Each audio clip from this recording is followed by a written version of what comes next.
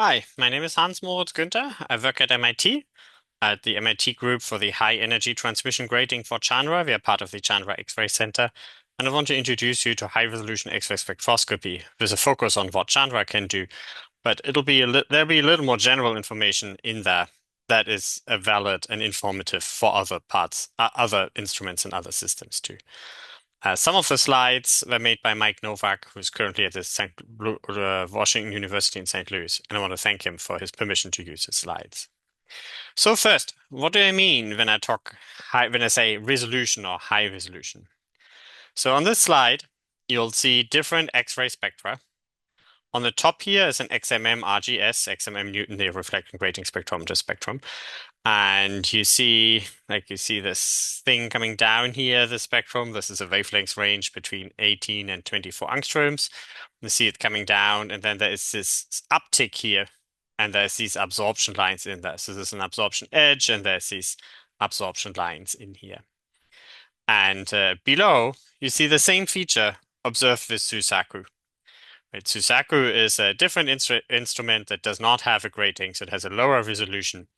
And what happens is that these features, these absorption features here in particular, this trough here that comes from this absorption depth, they're washed out, right? You see the decline of the spectrum here, and you can see kind of an uptick, but you can't actually measure the details of how this falls out, and you can't see this feature at all. On the right-hand side is a similar situation, just with a different spectrum. This is a spectrum observed with Chandra in high resolution, and you see we model it with a flat thing here. Then there's an absorption line here. The red one is a model, an emission line. Here's an absorption line. Here's another absorption line. And now the red is the same model that we have above for Chandra. And again, a Suzaku spectrum, which just has CCDs overlaid on it. And you can kind of make out that there is this absorption feature, but if you were to measure, for example, the viz of this emission feature, you would want to do that in Chandra with the HETG, right? Because here the viz is dominated by instrumental effects. So formally, the resolution is the wavelengths of a feature divided by or the wavelengths where a feature occurs divided by the smallest wavelengths delta lambda, the smallest wavelengths that we can resolve if we can, let's say, distinguish two features or we can measure the viz of two features. So this, here we can see like small things. So we divide by a small number, so we get a high resolution. And here everything is smeared out, so delta lambda is big. And that means we divide by a large number, and so we get a small resolving power. That's what I mean when I say resolution in this talk. So what are the numbers? For CCD, for example, as on the previous spectra shown on Suzaku, where we just have the number of electrons in the CCD that we can use to get some idea of what the photons are. That Suzaku has it, Chandra ACES has it, XMM in XMM, the PN and the EPN work like that. And so what we typically have is that the E over delta E is a number like something like 18 or 20 or so at 1 keV, and then it gets better at higher. These numbers are for Suzaku, and then it gets better at higher energies. It scales as the energy to the power of 0.5. Whereas for gratings, the gratings we currently have on XMM and on Chandra have resolutions of a few hundred up to maybe 1,000 or so, which is way better than a resolving power of resolution of 20 or 50, right? It's 300 or 1,500 here at 1 keV. Now, the difference is that this scales as we'll explain below, as 1 over E. So this works well for low energies or long wavelengths. And then there's another technique that's X-ray calorimetry that scales as E to the power of +1. And so that works well for high energies. So what can we do with this high resolution? Now, this talk will be mostly about how high resolution works and how we extract data from that. But I want to give you a few scientific examples of what we can learn from that and what it's good for. And this is a spectrum here from a recurrent nova as off. So nova is a white dwarf that accretes material, and occasionally that material will be so much material that it gets like into a small outburst, a nova outburst. This is a recurrent nova, so that means like the nova repeats like roughly every 15 years or so when enough material is accreted again. And so there's observations from 2006 on day 26 after the outburst, from 2006 on day 39.7 after the outburst. And that's actually so bright that in order to get on the same plot, it's scaled down by a factor of 0.2. And then in gray, Roxy is the newest outburst from 2021 on day 37 of the outburst. And like people can give an entire talk over hours for just this one thing, but I just want to give it as an example here. So I'm not going to describe every line, obviously. I'm just going to give some highlights of what this is good for. So let's look at this black spectrum relatively shortly after the outburst first. And you see here, this is wavelength, two wavelength ranges. This is from about 13 to 35, and then here's a zoom in into this later region where most things are going on. So you see on the first day, see we have an emission line spectrum. There's emission line here. There's some continuum. There's emission line here, and we can learn things from those emission lines. We can measure the width. We can measure the things, and for example, but then the spectrum changes. Oh, if you look at the gray one here, that's like at day 37, right? That's also an emission line spectrum. And you can measure, if you find out, if you know what these lines are, for example, if you look at this one down here, this is a neon 6 alpha line, a nitrogen 6 alpha line, and that tells you about the temperature, tells you that it needs to be hot enough, or the temperature needs to be just right to get nitrogen 6, right? It's not so cold that all the nitrogen is in state of nitrogen 4 or 5. It's not so hot that it's all fully ionized. So just by seeing these lines, we can get some information about the temperature. We can also, if you have multiple lines from the same things, like here we have the alpha line and over here is the beta line, that'll be over here. And you can measure it, even if you can't see it, you can get the ratio of those two. And again, that tells you something about the temperature. Some of those lines are on here density sensitive. Some of those, for example, here's this oxygen triplet that sits over here. There's the I and the F line, the oxygen 7 I and F line. That'll be this one and this one here, which you see in the red spectrum here. And the ratio of those two lines tells you something about the density in the region where they're emitted. So you can learn things about the density, the temperature, the ionization. You can measure if these lines are their rest wavelengths or if they're shifted to the left or to the right, if they're blue shifted or red shifted. You can learn something about velocity shifts. You can learn something about the line shapes, right? If the lines sometimes you have multiple lines that blend together, then it's a little harder, but sometimes you also have lines that are single but not quite symmetric. That tells you maybe something about up and down flows. Or here, for example, in this red spectrum, you have an absorption line, and if you see absorption lines, that tells you something about the gas the structure of the gas, right? If you have an emission line, the hot gas is on the outside, you can see it directly. If you have an absorption line, there must be a light source underneath, an X-ray light source, and often cooler, or at least like a different gas in a different condition above. And so line spectra, high resolution spectra, where we can resolve these individual lines, offer us a huge wealth of information that we wouldn't have otherwise from just CCD spectra. Now, it's not right for every science target. In some cases, this is not what we need. Some sources just have pure continuum and we wouldn't learn anything else by looking at that. But in many, many cases, there's a lot more information in grading spectrum, in a high resolution spectrum, than you would otherwise get.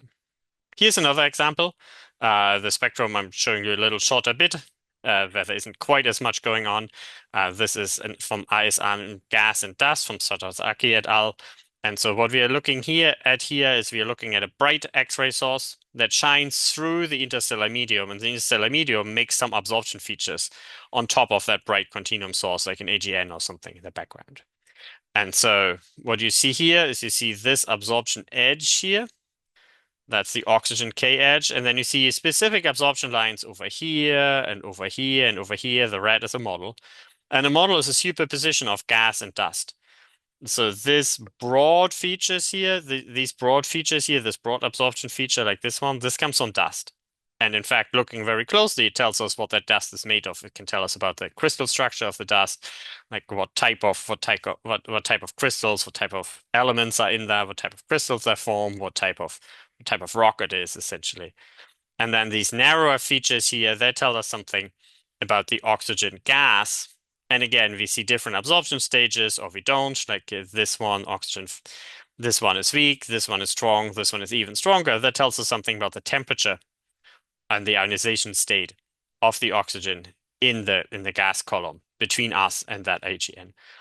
And again, if we were to look at this with the CCD, this would all be washed out, right? This is only half an angstrom apart. We wouldn't be able to see any of this, and we could barely make out that this edge even exists. Here's another example that's somewhat special, um, and I'm trying to give you an idea of how it works. But see that paper about the source 4U 1917, which is an accreting neutron star if you want in all detail. So this is like a really special application, but it tells us about the power of high resolution spectra. And when we have those spectra, we can really apply them to multiple different things. Okay, let's start with the data. The data here is the black is the data, and there's a model of fit out of two components. And this is two separate lines, right? And so on the top of the data, and there's two absorption lines, there's this red line and this blue line, and together they combine to fit the data very well. Now, what's happening here is that we have a neutron star in the center, and we look at it from the side, and there's a rotating disk around it. And on this side, the disk obviously rotates towards us, so whatever we see would be blue shifted. And on this side, the disk rotates away from us, so whatever we see would be red shifted. Now, it's straight between us and the neutron star. The rotation is perpendicular. The movement of the material in the disk is perpendicular to the line of sight, so it's not shifted at all. Now, because the neutron star has a finite size, we don't see just the center. We also see absorption by material that is moving this way when it's blue shifted, and it's moving this way when it's red shifted. And so by measuring how much blue shift we see, like we would see like the full Keplerian velocity over here, but this is not illuminated from where we look at because the neutron star is only this big, right? It starts illuminating the disk over here and here. So if we were here, we see like the full Keplerian velocity. If we in blue shifted, we only saw this bit here, we wouldn't see any shift. And in between, there's a sine theta, right? And so we can start, and this is like the full Keplerian times sine theta times 30 degrees, 45, 50, whatever it is. And then we can measure where we start seeing the blue shift and how blue shifted we see it. And that tells us the theta angle, the maximum angle here. And then this is like the Keplerian rotation at that point. This is the blue shift that we see, the component along the line of sight. And if we can measure that component along the line of sight, we can measure at what angle theta we see, and that tells us how big that neutron star is. To get a really special application, that's possible because we can resolve those line profiles and we have high resolution to see what's going on there. Now, I said one of the techniques to measure that specifically in high energy is what's called a calorimeter. A calorimeter, they've flown on one or two missions, and the big new one is planned for Athena, the European mission. So hopefully they're going to launch in a decade or so. And the principle is easy, although it's very difficult to make that work in hardware. The idea is that you have a cold bath, like some cold material, and when a photon comes in, it deposits its energy, and that's going to heat up this cold material. The temperature will go up, and you measure that temperature increase, and then because that this detector block is in contact with some cold bath, some like dew, some cold material around it, it'll slowly cool off again. And so you'll measure this increase and this decay time, and that tells you how much the temperature rose, which tells you how much energy was deposited, which tells you how energetic that photon was. Now that sounds simple in principle. The problem is that, of course, the energy deposited by a single photon is very tiny. So this is all like requires supercooled materials like liquid helium and complicated detectors to read out, which is why it hasn't been flown yet. We will only have very few pixels of that. But in principle, it's like the principle how it works is easy to understand, right? So you'll have this sharp rise, and then you'll have an exponential decay. And depending on how you convert that into electronics, you'll have a transition edge sensor, a supercooled detector, where the resistance depends on the temperature.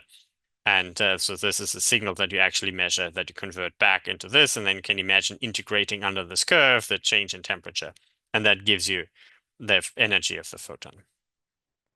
Gratings work slightly differently. Gratings are more difficult to understand because they require the wave nature of photons, and we've all learned about that in high school on our early physics classes. Right? If you have a slit or multiple slits, You'll have light that goes straight through, and you'll have constructive or destructive interference at the end. And you'll have constructive interference. That means you'll see some signal when this piece of path here between A and C is n lambda, exactly 1 or 2 or 3 wavelengths. And then this ray and this ray will be in phase, and there'll be constructive interference, and we'll see something. And if A and C is not an integer multiple of the wavelengths of the light, then we won't see anything because we'll get destructive interference. And so that means n lambda equals d, and then you just like have this angle theta here equals d sine theta, and these angles are typically very, very small. So that's essentially d times theta, Taylor expansion of sine theta is about theta for very, very small angles. So n lambda equals d sine theta is a grating equation. And you can look that up in any elementary textbook, for physics textbooks, if you need to remember how it works exactly. But that's the equation we're going to use, and we're going to see over and over again in this talk. Gratings come in 2 parts, or two types. We can either have transmission gratings, where we have little holes in between.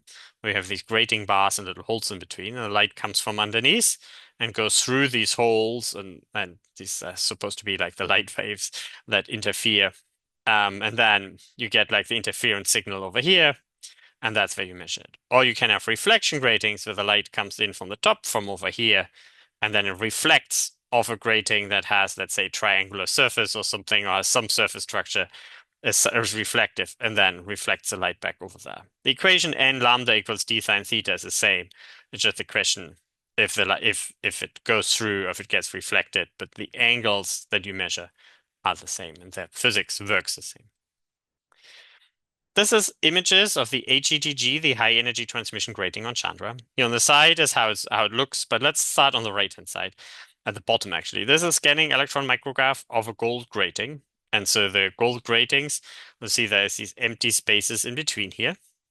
That's where the straight light goes through, and then there's these gold bars. And so what you have, this is looking like kind of on the side, what you have is gold bars and hole and a gold bar and a hole and a gold bar and a hole, and they're about 550 nanometers high, about 100 nanometers wide. And so you have like many, many thousands and thousands and thousands up on those lines, and they're manufactured on small little, they're sitting on a substrate on like a thin foil, a polymer. And so this thing here, this is the grating. That's like a polymer. There's like gold bars, tiny little gold bars running this way. And then it's glued onto this like grating holder here, onto this like metal piece, so that it stays straight and stable and doesn't fall apart. And then these little pieces are screwed into like this black holder here. And that's 1, 2, 3, 4, 5, 6. And you see they're all in these sectors here. And they're all adjusted so that the grating bars go up and down. And so they're all diffract into the same direction. Chandra has 2 of those gratings, the HETG and the LETG. This is a picture of the HETG. For the LETG, these things are round. And for the HETG, there's actually some specialty in it, because Chandra has 4 mirror shells. And so you can imagine like one shell sitting over these gratings, one shell sitting over these gratings, one shell sitting over these gratings, and then the outermost shell sits on top of these gratings. Originally, Chandra was supposed to have 6 gratings, so there would have been something in between here and something in between here, but for cost reasons, they only built 4 and launched it as 4.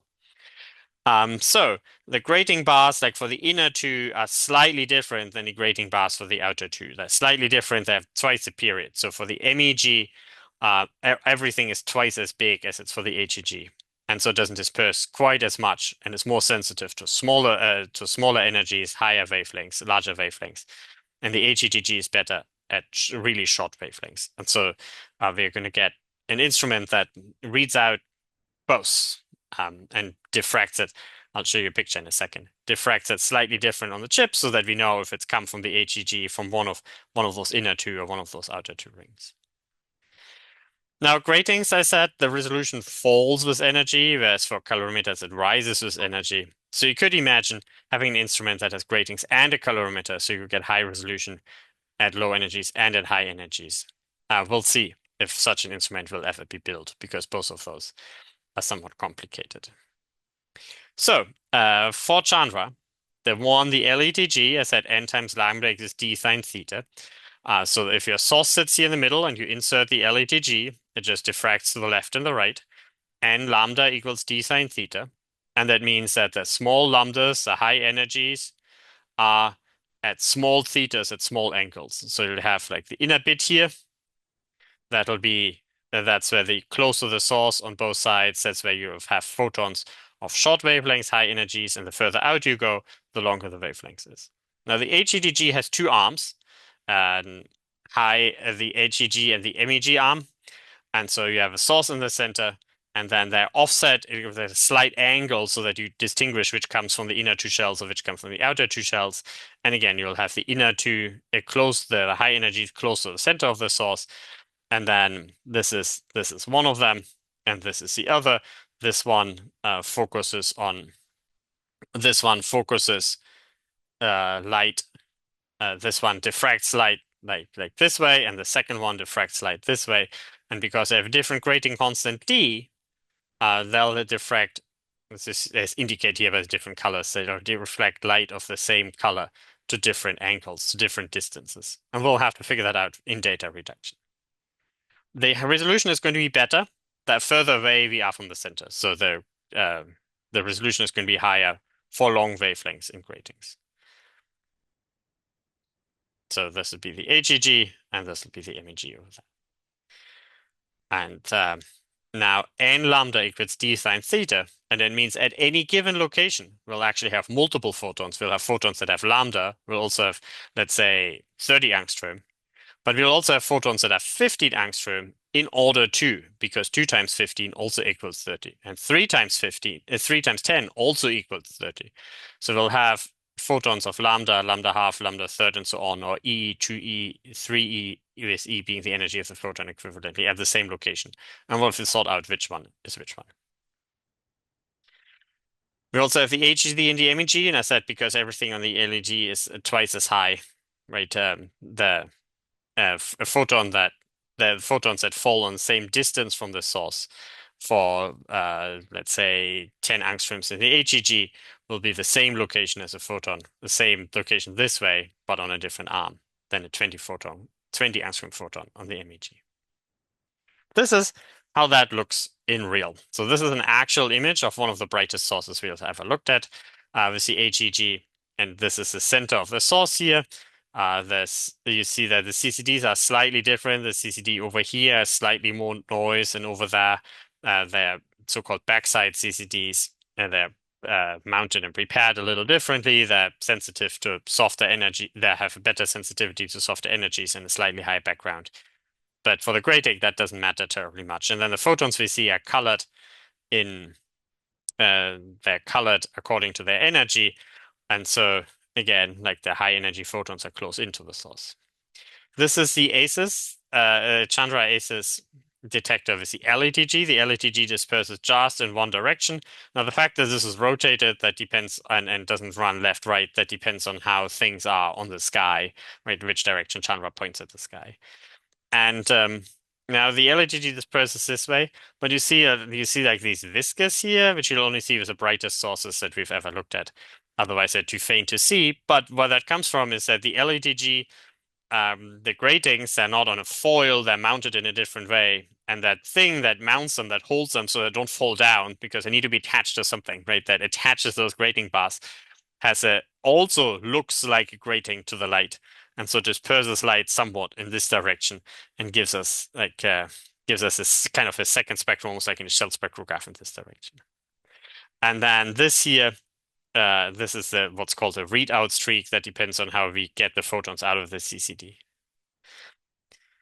Here'll be the zoom in on the center of the Chandra HETG. You see in the center it's actually black. That's because the source is so bright that the center is totally overexposed, and strange things happen here, which we call pile up. And so photons in the center just don't get recorded because there are just too many of them, and the detector doesn't work with that.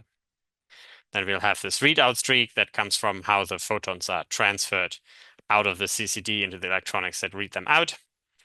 And in this direction, then we'll have the spectrum. But of course, the spectrum isn't ideal. There's also some, like the gratings, for example, the grating should sit on a curved surface where they really are flat.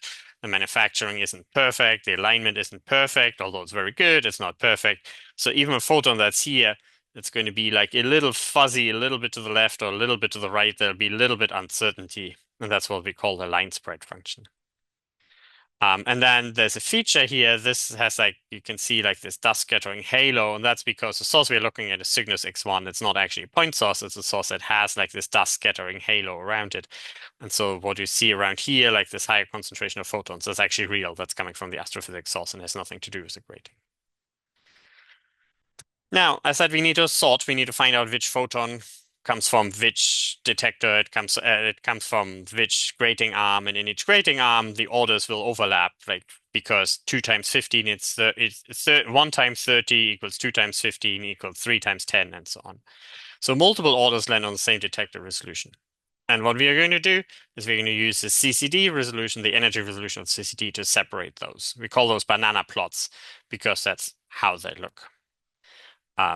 Here's a picture using DS9, a tool that we often look at things, just how this grating, the same grating data that I showed you before, how it may look in DS9. This is again Cygnus X1, and click on things to kind of change how it looks. We can change the scale and the binning a little bit. We can change the binning parameters and tell it that instead of the physical X and Y, the location on the detector, we want to show the energy, and then we'll end up with these banana plots. So we'll have now the direction of the detector at the bottom and the energy to the top.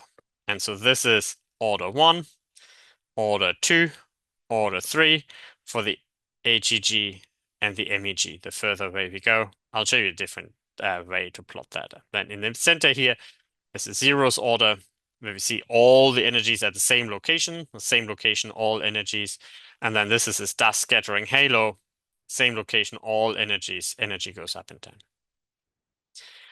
down. We are now going to make that a little flatter. So we're going to take, let me do that again.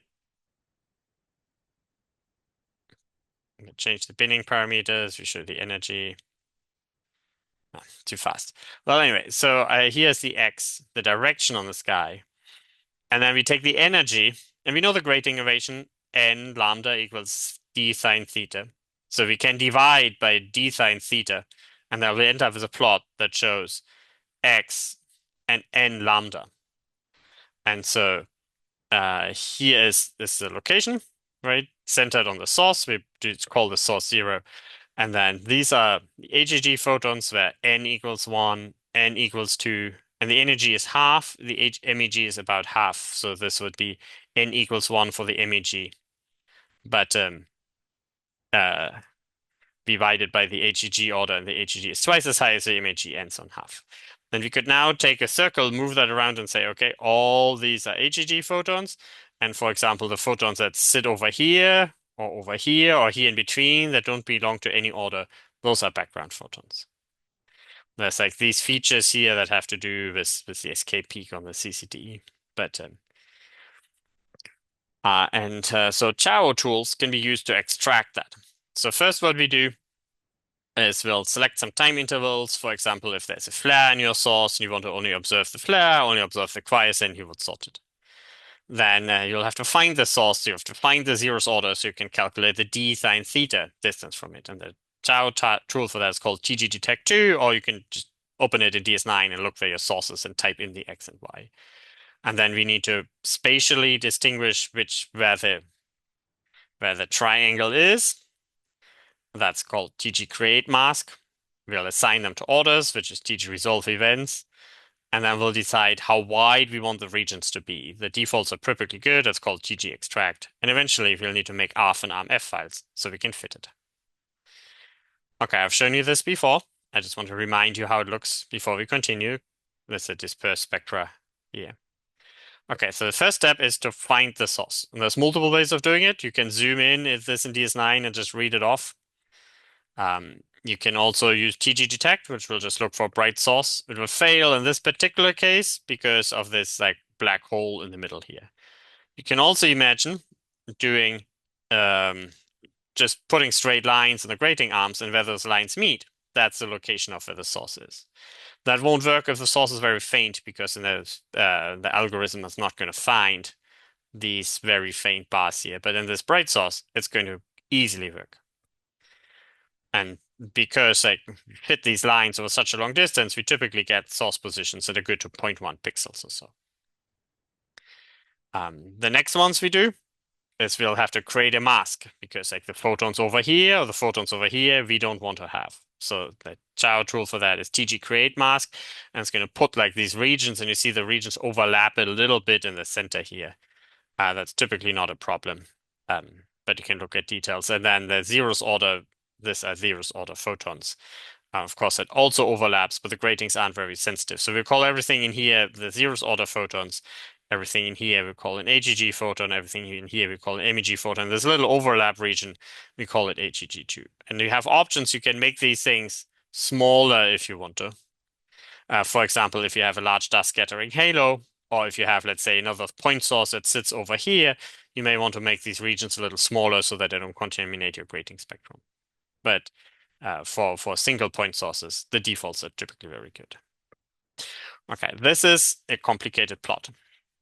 And it's not many people need it, but I want to go over it so you know it exists, and you can look up how exactly you tweak the parameters if you have to. So this is again one of these schematic order sorting plots. So we'll have location at the bottom and then M, the order up here. So the M equals 1 would be this region. This is like what a spectrum looks like, right? The M1 has like some vis to it. And when we are closer in, like the vis is a little less.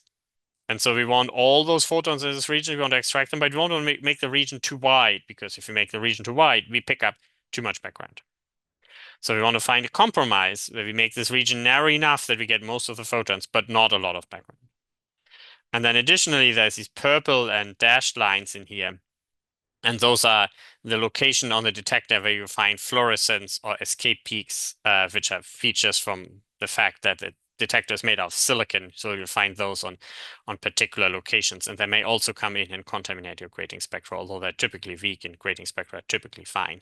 I just want to let you know that those features exist. Okay, so if we make this narrower here, then we'll get lower background, but we'll also throw out some real photons that just happen to be like a little further out from where the center is. And that's called like if you have a table, that's called the OSIP, the order sorting integrated probability, and that will be automatically included in the ARF. If you make it narrower, you'll get fewer photons.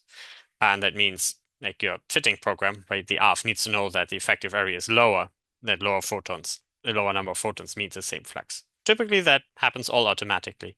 But if you have to adjust it, you would do that in TG in the TG tools. So for Chandra, there's two sources for order sorting. There's a standard, which comes with a pre-calculated OSIP, and that's almost always what you want to use. But if you have grating photons, if you have like a very crowded field, you can look into changing that ratio in the CIAO tools when you call them. Okay, the next thing we need to do is we need to extract those events. After we assign them to an order, we actually need to extract them and put them into a spectrum. And so that's so we do cut in space. We do cut in energy so that we only get the right photons, right? The photons that have the right order, and not a photon that would be order 0.83, because that's probably background photon, since photons are only from the grating always will have integer orders, 1, 2, 3, 4. Otherwise, that'd be destructive interference. And we do like physical extraction in this here. And that is incorporated into the RMF. Sometimes, like here, you see there's this feature over here. And some sources, in a very weak source here, the grating spectrum is here and here from this point source, right? And this here, this wisp of whatever it is, emission comes in there. And in that case, you might have to use a narrower region to reduce the background. Or you could have crazy stuff like this. This is a picture of the Orion Nebula cluster. This is actually a picture taken from multiple observations on top of each other. And because Chandra observed it, so this is theta 1 over c is the brightest source. So you have like the HEG and the MEG spectrum over here. And then Chandra came back a couple of weeks later at a slightly different angle. And then you have it's rotated different on the sky, and then you get a different X. And if you do that 30 times and you have 30 different X's, then you get like these crazy overlapping things. And of course, that you'll have to extract per OPS ID and then be very careful because you'll also have, like, you see a spectrum over here and a spectrum over here. That's because there's multiple sources that are bright enough to make grating spectra, a visible grating spectra. And if you do those things, then standard shower tools aren't going to be good enough for you anymore. You'll have to understand how it works and look in detail. So if you've extracted with the standard with all standard settings, then you'll get an RMF. And the ARF will also, and you get an ARF. The ARF will give you the spatial information and contain the spatial information. Will have chip gaps, bad pixels, columns, and has to be made for every observation. And then you can go and use the ARF and the RMF and fit things. You can use that as usual. You can fit that in XSpec and Sherpa and specs and ISIS, whatever you want. The default settings is that you extract the first, second, and third orders. For faint sources, only the first orders will have enough counts to give you something.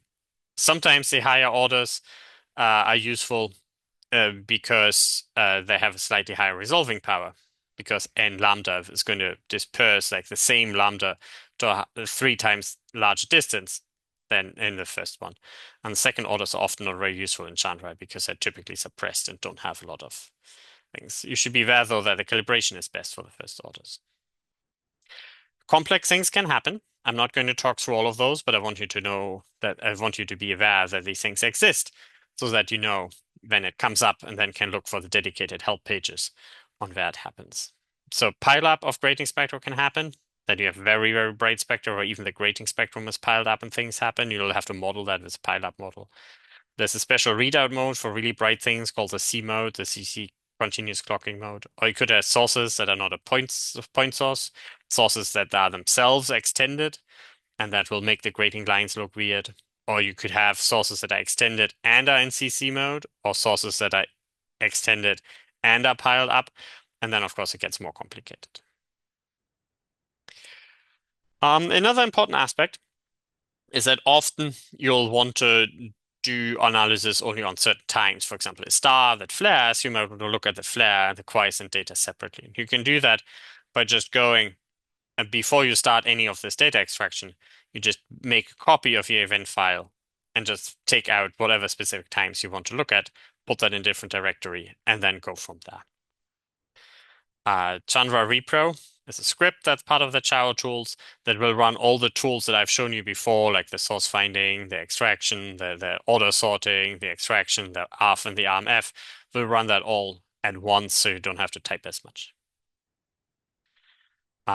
Here's a little more detail about this continuous clocking mode that's done only for the very, very brightest sources. And the way that works is that when you read out the data, you don't record the X and the Y position of a photon on the detector. You only record the X position, and therefore you need fewer bytes, less space in memory to record. You can read out much faster, so you don't get piled up, and you need less memory space to save it on board and to downlink it later. And so that works for bright sources. But it also means we don't know if a photon is from initially know if a photon is from the MEG or the HEG, and it makes it a little more difficult to get the extraction right. So I've walked you through what high resolution grating spectra are in X-rays. We can get them with gratings, and they come in either transmission gratings or reflection gratings. I've specifically talked about the Chandra transmission grating, mostly high energy transmission grating. And we can also get them as microcalorimeters, and there'll be more instruments of those in the future. I've given some physics examples of why we want to do that and what physical diagnostics we get that we won't get with CCD spectra. And then I've talked at length about all the things that we need to do to extract grating spectra, although, of course, in practice, we don't have to because the CIAO software does most of that for us. But it's good to understand what the steps are and what the filtering is and where the grating spectra fall so that if you run into a problem, you know where to look and you can diagnose it.